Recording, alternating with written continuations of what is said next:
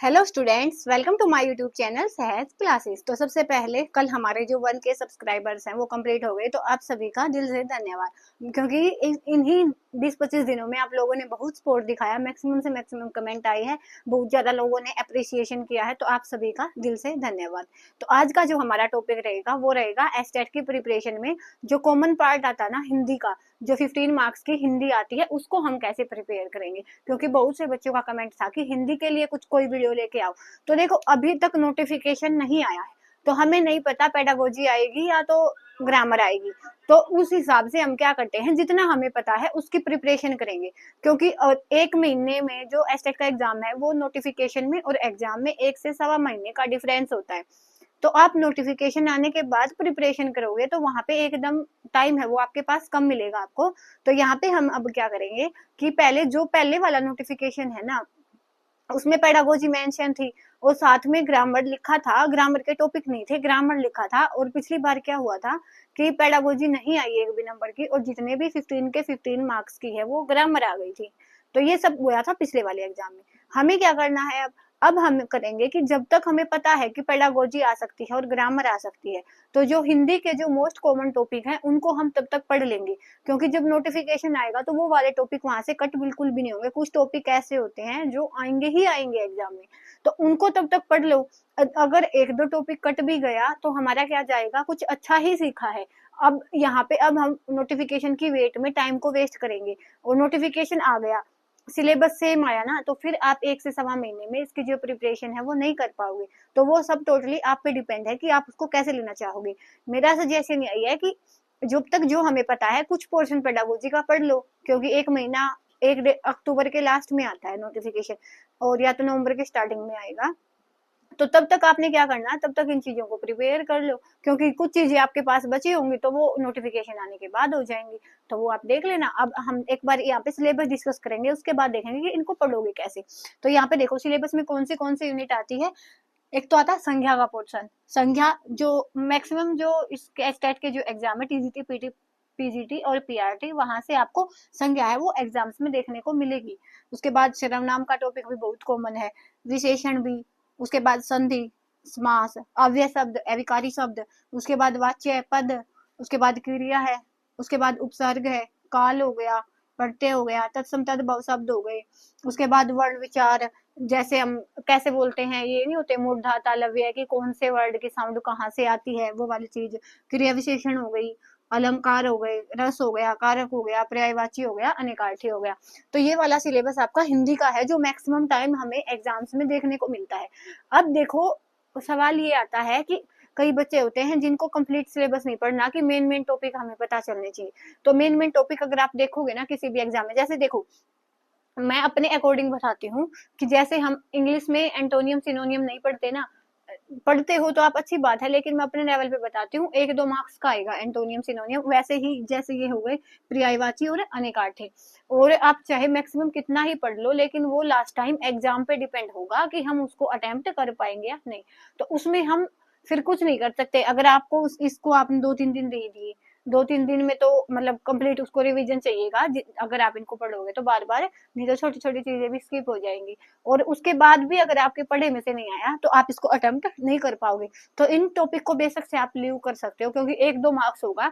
वैसे तो 1-2 मार्क्स बहुत वेरिएबल होता है, मुझे पता है, लेकिन अगर हिंदी वाइज हम देखेंगे तो 15 में से अगर आप 13 मार्क्स ले लो, इनको काट के ये वाले पढ़ लो अच्छे से, तो क्या फर्क पड़ेगा इससे। तो अगर आप में एफिशिएंसी है और आप पढ़ना चाहते हो, आपके पास टाइम है ना, फिर तो पढ़ लेना, फिर पढ़ने में भी क्या जाता है। तो मैक्सिमम आपको ये सिलेबस सारा पढ़ना है। लेकिन फिर भी है ना, जैसे हमारा संज्ञा का टॉपिक हो गया, सर्वनाम का टॉपिक हो गया, विशेषण, संधि, समास, और ये वाला टॉपिक है, ये भी बहुत पूछा जाता है। जैसे प्रत्यय हो गया, उपसर्ग भी पूछा जाता है, और क्रिया में जैसे ये हो गई प्रेरणार्थक हो गई, नाम धातु हो गई, तो इनसे भी क्वेश्चन आता है। वाच्य पद, काल, तत्सम तद्भव शब्द से आता है, और अलंकार से वैसे कोई क्वेश्चन देखने को नहीं मिलता, लेकिन कभी कभी आ जाता। मैं तो यही बोलती हूँ कि आपके पास टाइम एनफ है, तो क्या करना है आपने कि सारे के सारे टॉपिक हैं वो आपने पढ़ लेने हैं। क्या जाता है आपका पढ़ने में, ठीक है। उसके बाद देखो, अब सवाल ये आता है कि हम इसकी प्रिपरेशन कैसे करेंगे। मेरे अकॉर्डिंग जो आपने करना चाहिए ना, वो क्या है कि पहले एक टॉपिक पूरा सिलेबस है वो एक लिखो अपने पेज पे। उसके बाद जैसे हमने संज्ञा टॉपिक लिया, तो आपने क्या करना है, संज्ञा टॉपिक को पहले यूट्यूब से सर्च करो। वहां से आप यूट्यूब से सर्च करोगे तो आपको बहुत सारी वीडियोज मिलेंगी जहाँ पे आपको संज्ञा टॉपिक समझाया मिलेगा। उसके बाद इसी के संज्ञा टॉपिक के बाद इसके बहुत सारे प्रैक्टिस सेट है, वो भी आपको यूट्यूब पे मिल जाएंगे। आज के टाइम में यूट्यूब पे इतना कुछ अवेलेबल है कि आपको किसी कोचिंग की नीड नहीं है। अगर आपके पास कोचिंग है तो फिर तो आपको ये वाली वीडियो देखने की भी आवश्यकता नहीं है, क्योंकि कोचिंग में सारा मटेरियल एक साथ मिलता है। लेकिन अगर आपने खुद से सेल्फ स्टडी से करना है ना, तो आप 8th क्लास की जो ग्रामर की बुक आती है ना, उसको उठा लेना। एज इट इज जो सारा सिलेबस है उसमें मेंशन है। और यहाँ पे आप देखोगे, जैसे हमने संज्ञा टॉपिक किया पहले, उसके बाद उसके मॉक टेस्ट की हमने प्रैक्टिस की यूट्यूब से ही। उसके बाद आपने जाना है प्रीवियस ईयर क्वेश्चन पे। प्रीवियस ईयर में देखना कि इस टॉपिक से जितने भी क्वेश्चन आए हैं वो आपने अच्छे से सोल्व किए हों, चाहे वो टीजीटी में आए हो, पीजीटी में आए हो और पीआरटी में आए हो। तो वो वाली चीज आपने वहां से करनी है। और फिर से बहुत से बच्चों के कमेंट मिलेंगे कि पीवाईक्यू कहाँ मिलेंगे। तो पीवाईक्यू के लिए एक सबसे सिंपल बुक आती है, 150-200 रुपए की आती है, वो आर गुप्ता की। वहां से आप पीवाईक्यू को देख सकते हो, वहां से आप उनको लगा के भी देख सकते हो। तो सब मेन जो सबसे बेस्ट मेथड है यही है। उसके बाद देखो, मैंने इन टॉपिक्स के जो नोट्स अपलोड किए हैं अपने चैनल पे, वहां पे उनकी प्लेलिस्ट बनी हुई है। तो वहां पे कई बच्चों का कमेंट क्या आता है कि क्या आपके नोट्स इफेक्टिव हैं। तो इफेक्टिव वो नोट्स तब होंगे जब ये टॉपिक आपने पहले अच्छे से कहीं से पढ़ा होगा। नोट्स का यूज हम कब करते हैं, वो होता है, नोट्स का यूज होता है लास्ट टाइम रिवीजन के लिए। पहले तो हम पढ़ेंगे ना टॉपिक को अच्छे से, वहां पे जो चीजें मैंने लिखी होंगी और जो चीज आप समझ पाओगे, दोनों में बहुत डिफरेंस है। तो पहले आपने एक एक टॉपिक की वीडियो देखनी है, उसके बाद आपके लिए नोट्स इफिशियंट है। और मैं तो ये कहती हूँ कि अगर आपके पास टाइम है तो आपने किसी के नोट्स पे डिपेंड ही नहीं होना, चाहे वो मैं ही क्यों ना हो। अपने नोट्स को देने के लिए मैं आपको बेवजह ये नहीं करूंगी कि आप ले लो।